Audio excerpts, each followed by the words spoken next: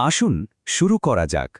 আজ আমরা একটা ডিজিটাল ক্রাইম স্টোরির গভীরে ডুব দেব, যা আমাদের দেখিয়ে দেবে আধুনিক সাইবার অপরাধীরা ঠিক কী ধরনের অস্ত্র ব্যবহার করে আর কিভাবে তারা কাজ করে। চলুন এই ডিজিটাল ডাকাতির রহস্যটা ভেদ করা যাক। ভাবতে পারছেন $2.3 বিলিয়ন, মানে মাথা খারাপ করে দেওয়ার মতো একটা অঙ্ক, তাই না? আর এই বিপুল পরিমাণ টাকা খোয়া গেছে শুধুমাত্র এক ধরনের ইমেল স্ক্যামের কারণে, যেটাকে বলা হয় সিইও ফ্রড। এটা কোনো সিনেমার গল্প নয়, একদম বাস্তব ঘটনা। আর সবচেয়ে অবাক করার মতো ব্যাপার হলো, এত বড় একটা ক্ষতির শুরুটা হয় কিন্তু খুব সাধারণ একটা জিনিস দিয়ে। যেমন ধরুন, আপনার বসের কাছ থেকে আসা একটা জরুরি ইমেল, একটা মেসেজ যেখানে খুব তাড়া দেওয়া হচ্ছে, আর ব্যাস, তাতেই হয়ে যেতে পারে মারাত্মক বিপদ। টেকনিক্যাল ভাষায় এই চালাকিটাকেই বলা হয় ফিশিং। এটা আসলে ডিজিটাল ছদ্মবেশের একটা খেলা, যেখানে হ্যাকাররা আমাদের বিশ্বাস জিতে নিয়ে মূল্যবান তথ্য হাতিয়ে নেয়। ওরা এমনভাবে নকল করে যে আসল নকলের তফাৎ করাটা খুব মুশকিল হয়ে পড়ে। তো এখানেই প্রশ্নটা আসে, একটা সাধারণ স্প্যাম ইমেল যা আমরা হয়তো রোজই ডিলিট করি, আর একটা টার্গেটেড ফিশিং অ্যাটাকের মধ্যে আসল তফাৎটা ঠিক কোথায়? চলুন তাহলে এবার দেখে নেওয়া যাক এই ডিজিটাল ডাকাতদের টুলকিটে ঠিক কি অস্ত্রশস্ত্র থাকে। হ্যাকারদের টুলকিটের সবচেয়ে খতরনাক অস্ত্রগুলোর একটা হলো এই ম্যালওয়্যার। এটাকে অনেকটা ডিজিটাল ট্রোজান হর্সের মতো ভাবতে পারেন, যা একবার কোনো সিস্টেমে ঢুকে পড়লে ভেতর থেকে সবকিছু তছনছ করে দিতে পারে। আর এবার যেটা আসছে সেটা আরও ইন্টারেস্টিং, বটনেট। সোজা কথায়, হ্যাকার একটা জম্বি আর্মি বানিয়ে ফেলে, মানে হাজার হাজার সাধারণ মানুষের কম্পিউটারকে ম্যালওয়্যার দিয়ে ইনফেক্ট করে সেগুলোকে নিজের কন্ট্রোলে নিয়ে নেয়, আর মালিকের কোনো ধারণাই থাকে না।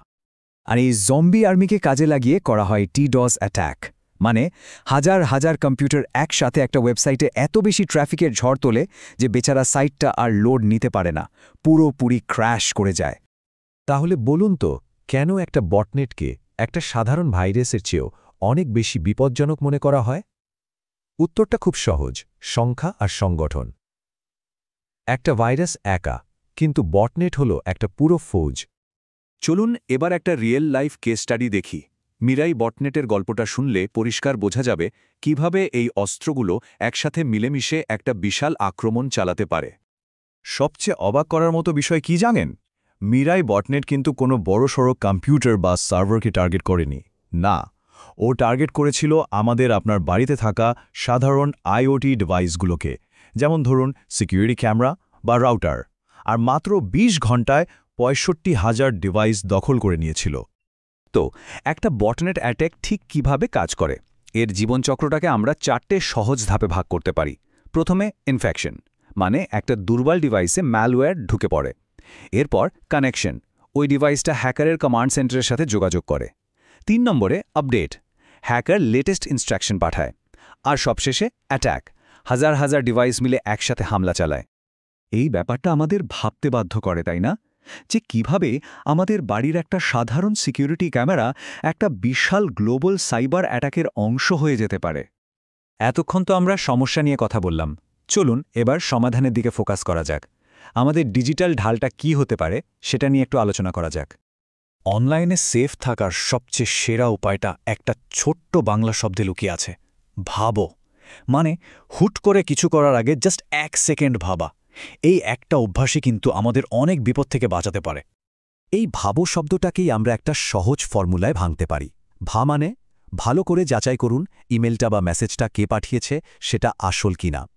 মানে বোতামে চাপ নয়, মানে হুট করে কোনো সন্দেহজনক লিঙ্কে বা অ্যাটাচমেন্টে ক্লিক করবেন না। আর সবশেষে পুরো ভাবো শব্দটার মানেটাই মনে রাখুন, কোনো কিছু করার আগে ভাবুন।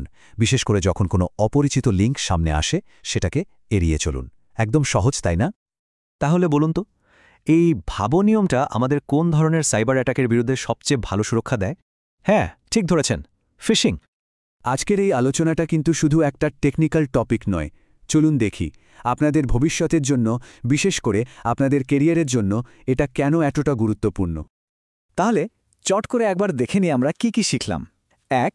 ফিশিংয়ের মতো সাধারণ দেখতে ইমেল বিলিয়ন ডলারের ক্ষতি করতে পারে। ২. হ্যাকাররা ম্যালওয়্যার দিয়ে বটনেট বানায় আর সেটা দিয়ে DDoS অ্যাটাক করে। আর ৩. আমাদের আত্মরক্ষার প্রথম উপায় হল ভাবনীতি। দেখুন, আপনারা যারা ভবিষ্যতের ইঞ্জিনিয়ার বা টেক এক্সপার্ট হতে চলেছেন, আপনাদের কাজ শুধু কোড লেখা বা নতুন অ্যাপ বানানো নয়। আপনাদের হাতেই রয়েছে একটা নিরাপদ ডিজিটাল পৃথিবী গড়ার দায়িত্ব। এই জ্ঞানটা তাই শুধু পরীক্ষার জন্য নয়, এটা একটা বড় দায়িত্ববোধ। শেষ করার আগে একটা প্রশ্ন রেখে যাই। আর্টিফিশিয়াল ইন্টেলিজেন্স বা এআই তো দিন দিন আরও শক্তিশালী হচ্ছে। একবার ভাবুন তো, ভবিষ্যতের ডিজিটাল ডাকাতিগুলো দেখতে কেমন হবে। হয়তো এআই দিয়ে তৈরি নিখুঁত নকল ভয়েস বা ভিডিও ব্যবহার করে ফিশিং করা হবে। টেকনোলজি বদলাচ্ছে, তাই অপরাধের ধরনও বদলাবে। তাই সবসময় শিখতে থাকুন আর সতর্ক থাকুন। ধন্যবাদ।